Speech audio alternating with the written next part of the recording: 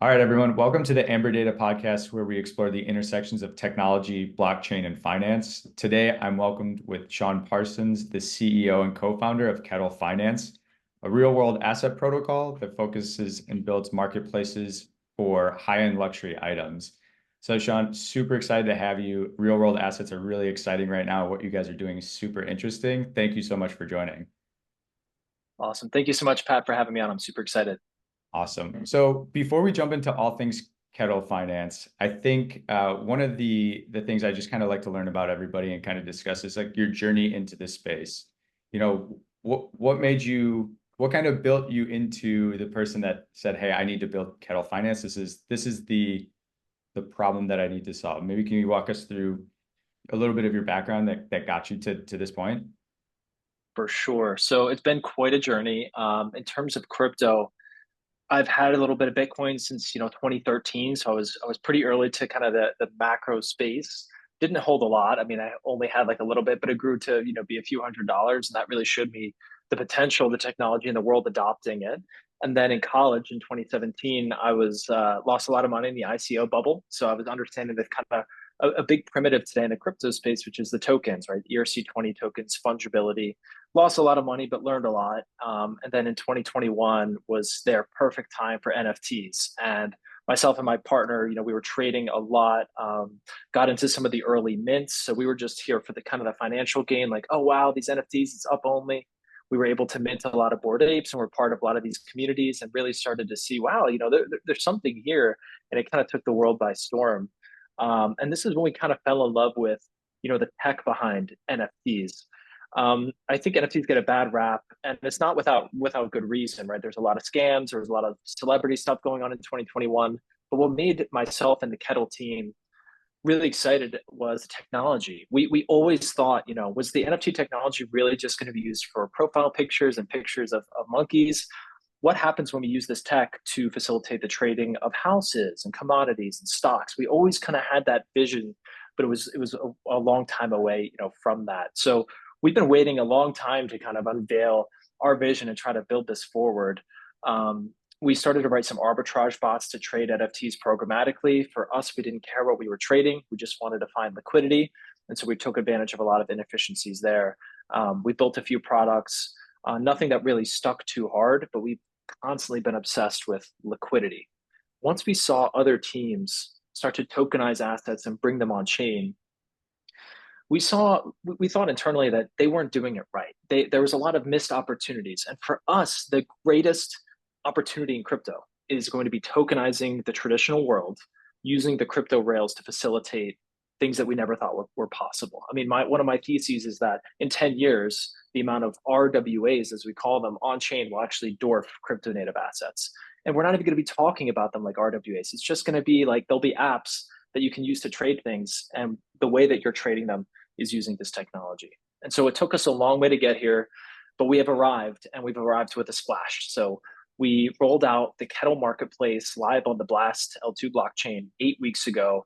We've tokenized over 340 luxury watches. We've done around $20 million of volume, around $6 million of loan volume.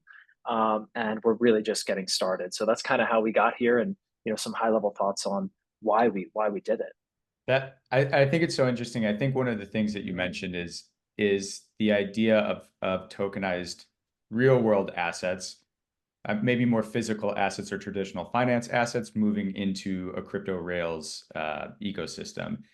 And I know early on that's always been something. Back in the day, it's always been something that was discussed. Eventually, we'll do this stuff. It was always kind of like this pipe dream. It seemed like because we'll get there one day, and it's funny to see. I think the progression of the space requires digital assets to be the experimentation layer of a lot of this stuff. Not saying there's not value in them, but it lives in that ecosystem already. So the ability to experiment, like you said, in the ICO boom, allowed you to just spin up a token and fundraise. Now that's kind of gone, and we're back to kind of a more stable environment for tokens. Similar with ERC 721s or the NFT contracts, native first, and now we're moving into real physically backed assets with substantial money on the line. This is not something you still want to lose. You still want to treat this as if it is, a $20,000 watch that you have sitting in your house.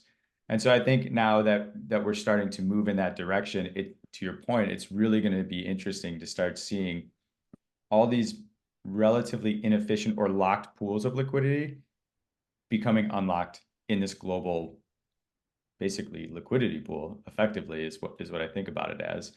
And so I mean personally I've used your guys' protocol. I think it's super interesting, and you guys actually helped facilitate one of the loans that I took out on a pair of what a crypto native would call a luxury pair of socks. To most people, they'd be a pair of socks.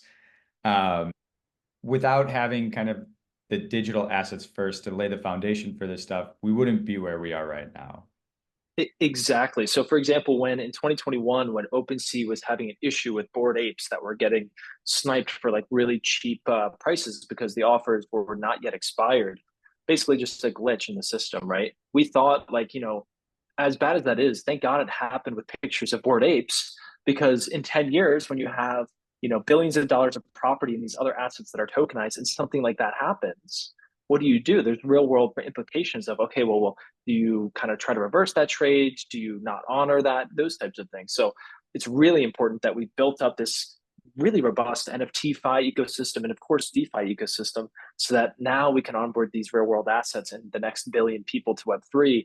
And we have these things that are stress tested, battle tested. Yeah, absolutely. And I think to that point, like you can look at the entire system. Like if you go all the way back to Ethereum's first hard fork after the DAO hack, while it was a lot of money at the time, it's not even close to the size of the market cap of ETH today. And while it was an unfortunate event, we learned early, and now like these lessons have been learned. And so now it becomes more and more resilient. So, okay, so let's jump into Kettle. So you guys are focusing on luxury watches. What is the experience of somebody who wants to either buy, sell, or take out a loan on a luxury watch right now? No blockchain look like? Why is putting it, and then maybe say, give me the parallel to moving this stuff on chain. What do we get out of all this?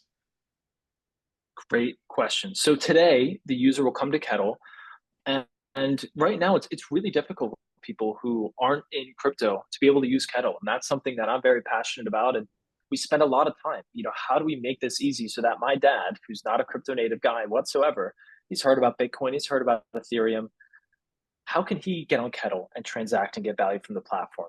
So that's something that we can talk more about. But right now it's on the Blast ecosystem. And Hmm. Blast itself is fairly niche, and you kind of need to be in the crypto world to know what that is and how to get there. So our initial set of audience members and users are crypto native people. That Hmm. is expanding by the day. Every single day I onboard more dealers, watch people who this is what they live and breathe and have for many, many years. I get them on Kettle and then they're hooked. And then part of being on Kettle, of course, is making your MetaMask wallet, bridging over, all those good things. And so it's really exciting to kind of be able to experience that every day, be able to answer people's questions, and so that I know how to create a product that more people can use. So today you'll have to bridge funds over to Blast. If you want to buy an asset, you can scroll through and see all of our listings. Many users, have very, very competitive listings across the site. We've been told that we have the best prices on the internet for watches, and I think that is very true for most of the ref numbers that we have. If you want to go, you can buy a watch. Of course, someone could have it listed, or you can bid on watches. And this is something that is really unique. And Pat, you said that, why tokenize it? This is a really interesting mechanism that we take for granted in Web3, that people outside of Web3, it's a whole new world for them. When we say permissionless bids, right, we know in Web3 that that user has the funds, that they are bidding, that they've set the approvals on the contract, and that they have the actual money in their account. Therefore, if you want to go and accept that bid, it will immediately transfer the money to you, right? That is insane, because in the watch world, when you use other sites like Chrono24, you have to wait a 2-week escrow period to get your funds, right? And if you don't use a marketplace or like an escrow service, then you have to wait for bank wires to clear, of which can be clawed back, or credit cards, which are even worse. And it Hmm. takes a long time to actually send. And anytime you see a bid on the internet today, for example, eBay or Chrono24, there's no guarantee you're going to get any money from that bid. They could pull it super easily. They just make one call, then they pull it. So where's the liquidity in Web 2? It doesn't actually exist, because none of it is actually real. what we believe here at Kettle is an asset is only worth what someone is willing to pay. Mm. And in Web3, you really know what someone is willing to pay because you can click a button and actually take that money. And so that is why we believe our platform is fundamentally different from anything in Web2, the bids. It's the reason why Blur did so well and revolutionized NFTs because they had liquidity, they had bids. OpenSea has never recovered. And so we believe that that same concept can be used Yeah. across illiquid asset classes in the real world. Imagine you can go to Kettle, you can have a watch on your wrist and be like, you know what, I'd love to know what this is worth. You could go to eBay and see all the listings, but that's not an accurate representation. That's just people trying to get a lot of money for a watch. Go and see the bids, see what the world is willing to pay for it, and then you can, immediately actually send us your watch and accept one of those bids. So that's where we're going with it. Yeah, and I think that's super true. I think that it's a meme of like everybody's what's the floor of an asset? And then, you look at like the listing price. Well, if I've got my house listed for $1 million and it's the only one in the neighborhood and it's not selling, that's not the market price.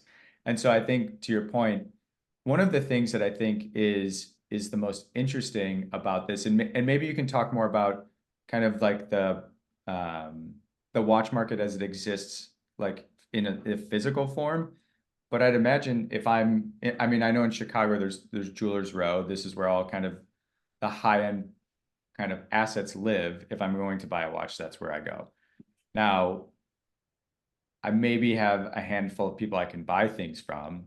I might not have the opportunity to get, the pure perfect price discovery because I'm limited to what I can get where I have it.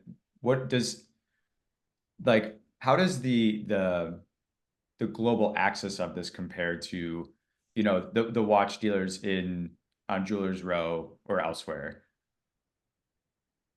Phenomenal point. The watch, ecosystem, and it's not just with watches, it's Mhm. many kind of luxury asset classes. It is very geographically, localized. For example, certain models and certain ref numbers across the world are more popular in certain countries. And so those dealers have more of those in supply. Therefore, maybe the price is slightly cheaper because there's more supply in that country or region. And Mhm. so it is hyper localized, and that has been, what we've seen to date. Taking a step back and just thinking about the global watch ecosystem, we are lucky that we're a block away from the Diamond District here in New York City, where 75% of the world's watches actually flows through that block every single year, which is an insane number to think about. And over $1 billion of loans are originated every single month against watches. So these things are already a hyper financialized asset class.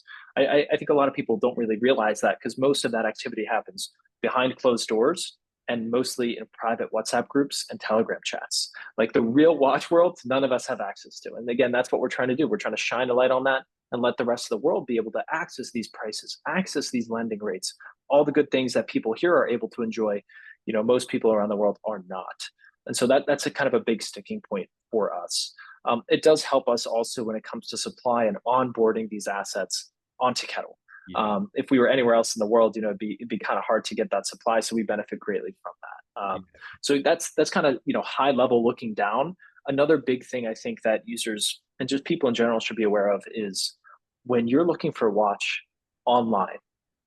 So say right now, if you're not close to New York, you're not close to a big city, you don't have access to good deals and supply. You go to eBay or Chrono24, 80% of the watches that you're going to see on there, the person doesn't have on hand. They're drop shipping it to you. And the same one watch will be listed by 10 different people waiting for one of those to actually buy or get sold. And then they'll ship it over to you, drop ship it to you. So that is an insane situation. And because we weren't watch people, we got to kind of enter this space as newbies and learn what the pain points are for new entrants. For example, the best case scenario for you to buy a watch today from a dealer or from an online store is that you get overcharged. That's the Mhm. best case scenario. The worst case scenario is you're buying a stolen watch or a fake watch, which happens so frequently, oftentimes with no repercussions. And so it is a space, much like crypto, where it's very trustless. There's a lot of bad actors. And Mhm. so in an ecosystem like that, it benefits significantly from on-chain, authentication and provenance. Authenticate the watch once, you can trade it 10,000 times until it finds that person who's going to put it on the wrist. Yeah, that's really interesting. I think to your point, the provenance piece becomes like extremely sticky because once it's on chain, it is the same asset and it doesn't become anything. And now there, you know, the purest side of the crypto argument is there's still trust involved, right? And so, but there's no real way to circumvent. You need to authenticate the asset. I would likely insure it, store it, you know, all the things that you would need to do to make sure you can issue it on chain and then trust that your issuer is a trusted, you know, a trusted party that will have the asset on the other side. But I think in those are issues that exist regardless, right? They exist now, they exist if you move them on chain. The human element is not something that we can solve for, but the ability to unlock liquidity, have pure price discovery, use these as assets to take loans out, to do, you know, to explore kind of the frontiers of financialization is super interesting. So I think like I guess on the onboarding side, as you onboard dealers, what does that look like for you guys? Are they, you know, are you guys physically taking, well, maybe not you, but like, how does that process work? How you physically grab the asset? And then what's the issuance process look like? Yeah, no, it is actually me. Like I spend half my day running around the city, like grabbing watches and like, doing the whole nine. So how it exists today, it really depends on where that dealer is coming from. So a lot of dealers like, hey, look, I see these prices, I want to buy them, right? So in that scenario, they're not necessarily tokenizing, they're just benefiting from the Web3 DeFi marketplace and they're placing bids constantly. I mean, I hear this all the time where these dealers will hire interns to sit on Kettle all day, view the activity page, and start sniping deals and just placing offers, right? So we want more of that, right? And more of those users. So there's the buyer who's getting a really great deal and maybe wants to unlock liquidity once they buy that deal, or they're spamming loan offers because this is a really unique way for them to generate real yields, 15, 20%. That's kind of what we've seen historically of real yield on chain. And if the person defaults, then you get the watch, which tends to bring your APR up to 50, 60%. So really, really, insane mechanism there to grab people's attention and get them onto the site. From a supply standpoint, when if a user wants to or a dealer wants to sell with us, then what they have to do is they have to give us the watch and Mhm. we authenticate it via a third-party authentication service, which handles over 75% of the street's authentication. And so we have this whole authentication report.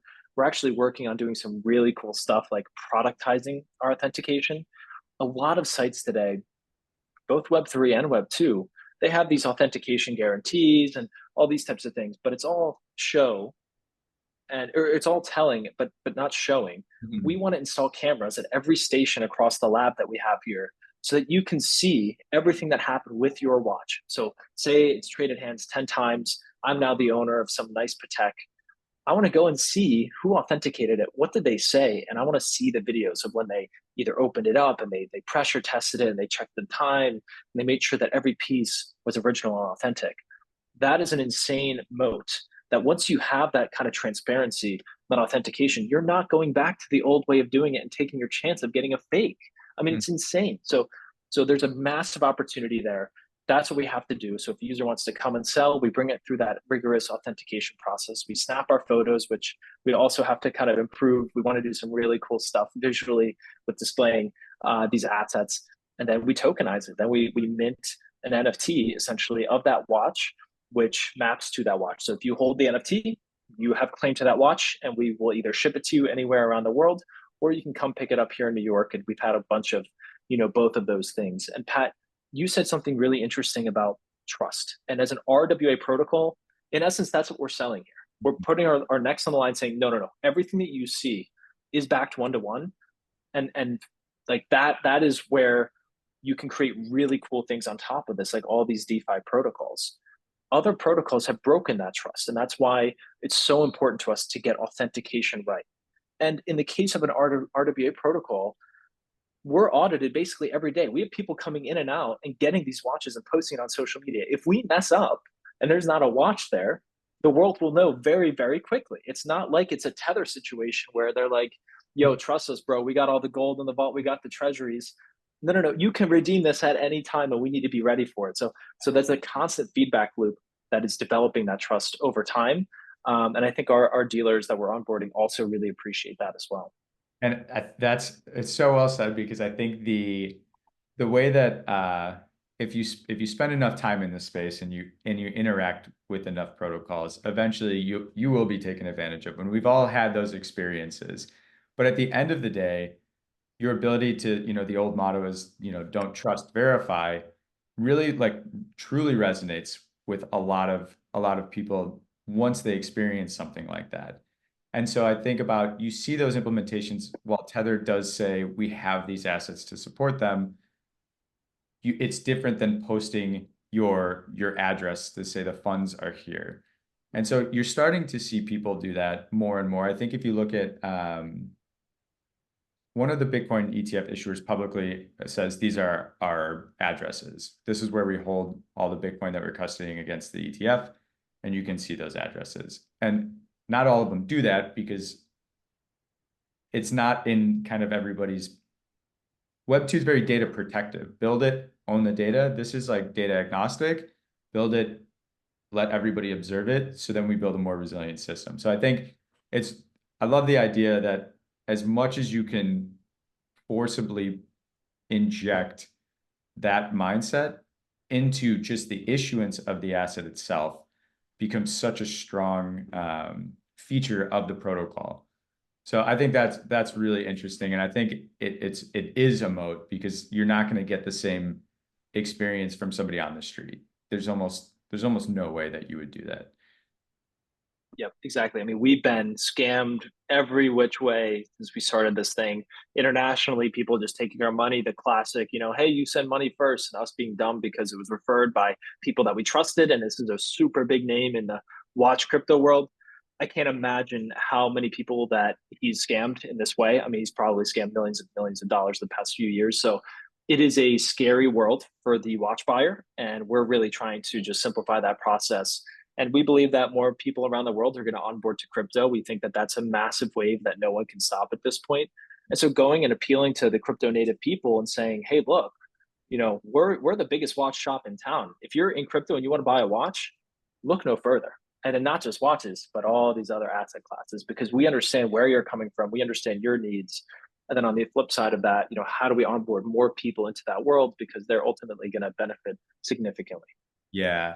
So you mentioned you guys have done about $20 million in volume traded, and you said like 5 or 6 in loan volume on watches alone on Blast. That seems, and this you said it's been 8 weeks.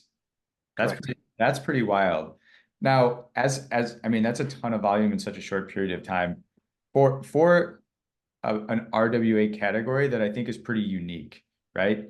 And so I think like I'm curious what your thoughts are on um, luxury assets as a whole category being brought on chain. I know right now you guys have a very specific focus on the watch category, but where do you see kind of where do you see kind of the next waves of physical assets moving through the chain? Is it luxury first? Is it collectibles? Is it, where does it kind of like sway bringing physical real world assets on chain? It's a hard question to answer. I don't have the answer, but I think there are signs. I think a lot of teams have been working on this for a few years. If you look at companies like Baxis, they do alcohol, so fine liquor. So I guess that's luxury, but it's kind of different. Then you have the likes of Courtyard, and you have the Colony, who are really leaning into collectibles, specifically cards, these types of things.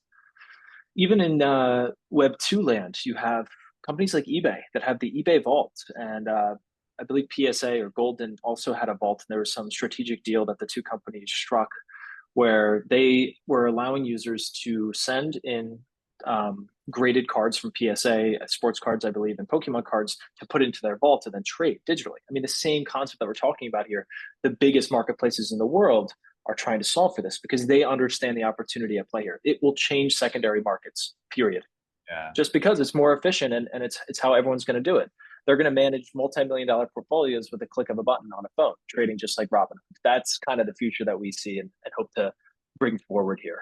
In terms of the asset classes that are really going to take off, I think crypto itself is such a financialized ecosystem that you're going to see asset classes that are already financialized it just pours gasoline on it by bringing it on chain. So that's why I think watches are a perfect kind of first asset class. Um, I think that's why you haven't seen cards take off as much, because I think the value is a little bit less. And for people with cards, you buy a few cards, you collect the cards. I feel like it's kind of a different consumer base than, Yeah. the watch dealers who are moving millions of dollars a day in volume, taking loans and all these other things. We're just taking that concept, putting it on chain.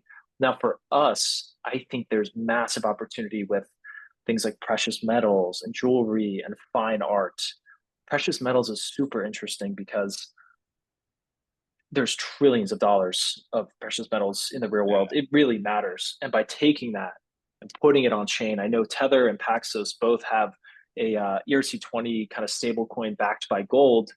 But in that scenario, again, they're just saying, trust us. What if I want to take my ERC20 and redeem it for the physical gold? I Right. can't do that. So for us, what if we had non-fungible gold where you could literally stable out of your meme coins? You don't Yeah. want to go into USD because we all know where that's headed. It's going to be Right. completely devalued. So I could buy a few gold bars on chain.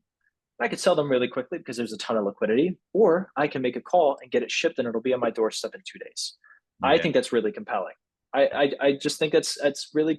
I would do that with my own money. I'd put a lot of money on gold on chain that I knew was backed and I could redeem at any time. So I think precious metals is a big, big, big one, especially as more institutions are coming on board. And we need more stable assets on chain that aren't backed by the dollar. That's my personal view. So I think that's a massive one. Jewelry is absolutely massive as well in terms of, again, the financialization of these assets. 10% of Americans every year go to a pawn shop. What are they doing? They're getting a loan on their luxury goods. These are financialization, except they're being taken advantage of every single time. And that industry hasn't changed for hundreds of years. So we're really trying to tackle a lot of these incumbent systems that are awful for users, completely take advantage of them. And we want to give that power back to the consumer and back to retail. Well, I think from my experience using your guys' protocol, and for those that'll be listening to the podcast, what the Kettle team helped me do is I redeemed a pair of socks that essentially are effectively trading maybe roughly around $30,000 for different reasons that they trade that way, but they were tokenized. They trade only tokenized, and I have these physical pairs of socks. And so Sean and his team helped me get my physical pair of socks, insured, shipped, tokenized, and then I was able to use their smart contracts and their protocol to find somebody to give me a loan on the socks. The asset itself remained in custody of the contract. I received the value of the loan, used it to do some trading, paid the loan off, and redeemed the socks. I think while socks, if I would have, the risk is low for me to experiment with that. And the idea is can I do this? Can I use this asset productively rather than having them sit on my desk or sit next to me unopened and me crying that they're basically valueless sitting on my desk.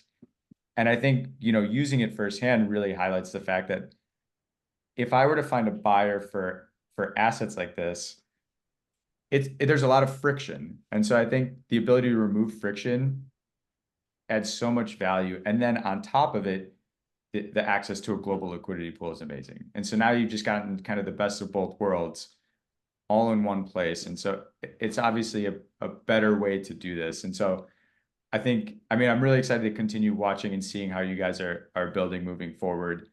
Um, is there anything that's in the near roadmap or right now? What's kind of in the pipeline for you guys right now? A lot of things, man. It's been yeah, we have quite the extensive roadmap. We have our work cut out for us. The most immediate feature that I'm super excited about and the team is going crazy about is allowing people from around the world to ship us their watches to tokenize. A lot of other teams have done this already, but we want to make sure we do it right with all the authentication practices in place. We need to make sure that it's absolutely perfect. There's zero room for error as far as I'm concerned. And so now we're finally ready. We have the logistics set up where we can start to receive packages of watches, get them authenticated, get them tokenized same day, so that that user who sent us the watch can go and immediately accept bids, take loans, do that type of functionality. And we'll be also expanding to other dealers here in New York so that we have an influx of actual organic supply instead of kind of the different programs that we've taken and strategies to get all these assets on chain to date. So that is a massive, massive feature. We think it's going to be insane. So that's going to be the next thing coming out in the next few weeks. That's super exciting. Sean, well, I think I mean, I'm really excited to see kind of where this space moves forward. I think RWAs as a broad category is really interesting, especially because we've seen this kind of be an area that kind of crypto's always wanted to go. And now seeing all these different areas of financialization or moving these things on chain is coming true. And then just to see, for 8 weeks being live, having that amount of volume, the connections with the dealers, and kind of proving that this is the better way to go, and then hearing that firsthand is super interesting. If anybody wants to learn more about what you guys are building, follow you guys, any information that you want to plug and let them know, where can they find you? So the best way is our Twitter, Kettle Finance. You can also check us out at kettle.fi. That's our website. And then also, I would say the Discord is a great way to kind of go in and get some insider information, see how the community thinks. And there's also a lot of really good deals there. So if you're on the hunt for a watch, we have a lot of users that are looking to get liquidity fast. And so if you're looking for, a Rolex, you're trying to take some profits, then that's where I would go. That's amazing. Sean, thank you so much for joining the podcast. We're super lucky to have you. Wow. Thank you so much, Pat. Thanks so much for having me.